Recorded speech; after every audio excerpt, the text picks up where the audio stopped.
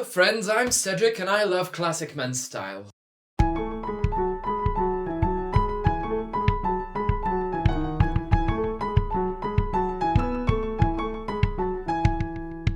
For today's video, I have made a list of rules you should follow and rules you shouldn't follow.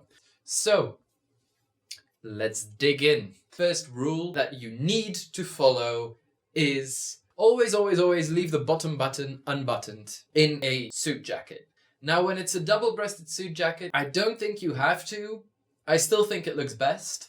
But if it's a single-breasted suit jacket or a blazer or a sport coat, leave the bottom button unbuttoned. It also looks best for overcoats, pea coats, waistcoats, trench coats, anything like that in general. Leave the bottom button unbuttoned and it will look better. Button unbuttoned. Wow, that's a tongue twister. The button unbuttoned. The bottom button unbuttoned. Button unbuttoned. And I left the button unbuttoned because you button the bottom button. Leave the bottom button. Always leave the bottom button. Bottom.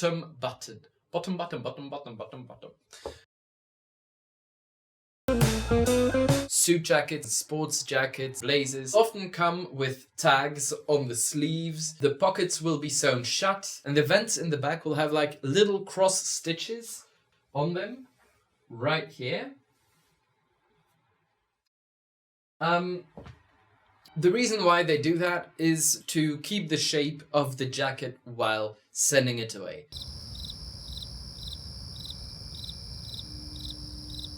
But as soon as you move and sit down, you're actually going to start wrinkling the back of your jacket. A lot of people like to leave the tags on their sleeves, especially if it's like an expensive brand. They think, oh, it's going to make people think, wow, that must have cost so much. But the truth is, it looks tacky. It looks like you're trying to show off. You will often find gift sets of a matching tie and pocket square, and maybe sometimes there's even matching cufflinks. It looks so cheap and it looks so forced. It's too matchy. The best thing to do is to match your pocket square with any color in your outfit or to pick a similar color. What I personally like to do is I like to match my pocket square with the color of my shirt. So don't match your ties and your pocket squares. Now the next style rule never to break is don't wear braces, or as Americans like to call them, suspenders, with a belt. The way braces work best is if the trousers are a little looser around the waist. If your trousers are tight around your waist, your braces have to pull a lot more, and it's actually not very comfortable. That's the first practical reason. The second reason is because it looks bad. It just looked weird. And my final style rule that you need to follow is you might have like a Christmas ball organized by a university or something like that, and you need to dress accordingly. You could go in a suit, or you might want to go all out. I am going to wear black tie. Good on you. I personally really like doing that. The only way you can make that work is if you follow the rules of black tie. You wear black shoes, shined to a very high degree. Always wear a waist covering. What does that mean, wearing a waist covering? You can either wear a cummerbund, which is a fun word to say, cummerbund, or you can wear a waistcoat, but it has to be a specific black tie waistcoat. A black waistcoat that is cut very low. When wearing black tie, you want to wear a black bow tie, not any other kind of tie, and please have it be self-tied. You don't want to wear a black suit. Either wear a tuxedo or wear tuxedo trousers with a dinner jacket, which can be velvet, a cocktail jacket, or a black dinner jacket, which is just a normal tuxedo jacket. So, those were my 4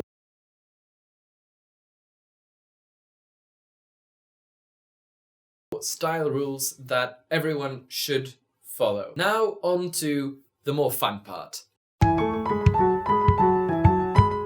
In my journey through the world of men's style, I have heard a lot and seen a lot of tips and rules and advice to follow. In my opinion, the only rules you really need to follow are the rules that I just told you.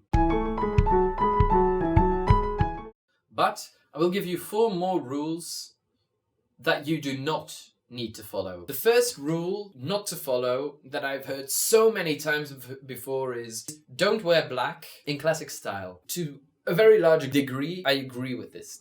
However, I like wearing black. It makes me feel good, and I think it looks pretty good too when I wear it. Should you wear a black suit with a black tie and a white shirt? No, I think that doesn't look good. It does look as if you're going to a funeral. Whether or not it looked good at that point doesn't really matter anymore. Because if I feel like I look good, I will be really confident in the way I dress, in the way I act, in the way I feel. And that confidence is what makes you attractive.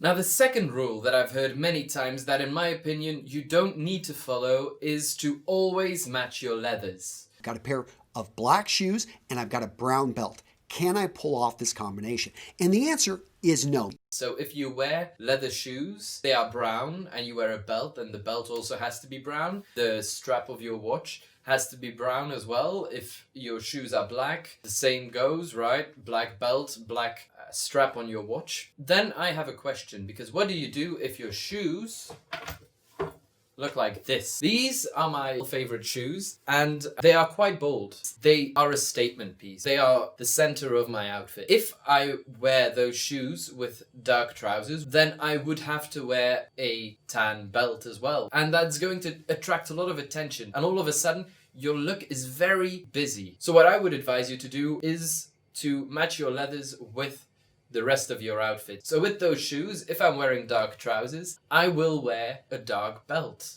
If I'm wearing light trousers, I might wear a tan belt. The third rule: try the smaller size. So if you're normally in a medium, try the small. In case of doubt, when you're trying on clothes, size down. The result of that is that now I gained a bit of weight. I do not fit in all of the clothes that I bought back then. I would advise you to put on all of the sizes that you think might fit. Look in the mirror, see what looks best, and ask the salesperson for their opinion. I know. I don't like to talk to the salesperson either, but hear me out. When I bought these trousers, I wasn't sure about the size. I talked to the salesperson, and the salesperson told me something I didn't know. The fabric of these trousers doesn't perform well under tension. If I'd gone for the tighter fit, the trousers would not last very long.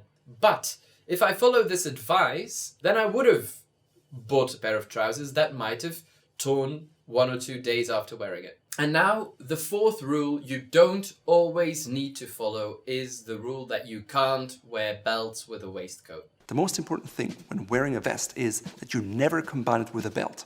I've heard this rule so many times. Well, guess what? I wear a belt with a waistcoat sometimes. I love wearing a waistcoat with a pair of jeans. If I don't wear a belt with my jeans, they'll just fall down. When I'm wearing blue jeans, a blue waistcoat, and a brown belt, I think the little touch of brown that comes from underneath my waistcoat actually can look quite good. Frank Sinatra, who is considered one of the biggest style icons of the 1950s and 60s, he wore a belt underneath a waistcoat while singing about style in Robin and the Seven Hoods. Now, if that doesn't come across as a big pardon to everyone who does it, I don't know what will.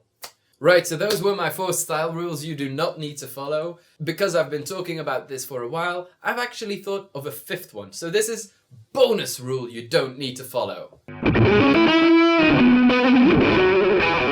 Color matching. You can't match navy and black. You can't match brown and black. Well, let me tell you, one day, for some reason, I decided to wear black trousers, a black tie, a white shirt, and a navy waistcoat. And I met up with a friend of mine. She looked at me and she was like, Cedric, navy and black don't go together. Why did you match those? And I was like, but do you think this works or not? And she told me, yeah, it works, but it shouldn't, right? The moral of the story is, just because people say something shouldn't match doesn't necessarily mean it doesn't match. If you're not sure, try it. Right, that was it for me today. Thank you for watching. I hope you enjoyed the video. If you liked it, hit that like button. If you haven't already, subscribe to the channel, helps out. If there are any topics you want me to discuss, Put them in the comments. If you have comments, questions, you can leave them there as well. Thank you for watching, and I'll see you later.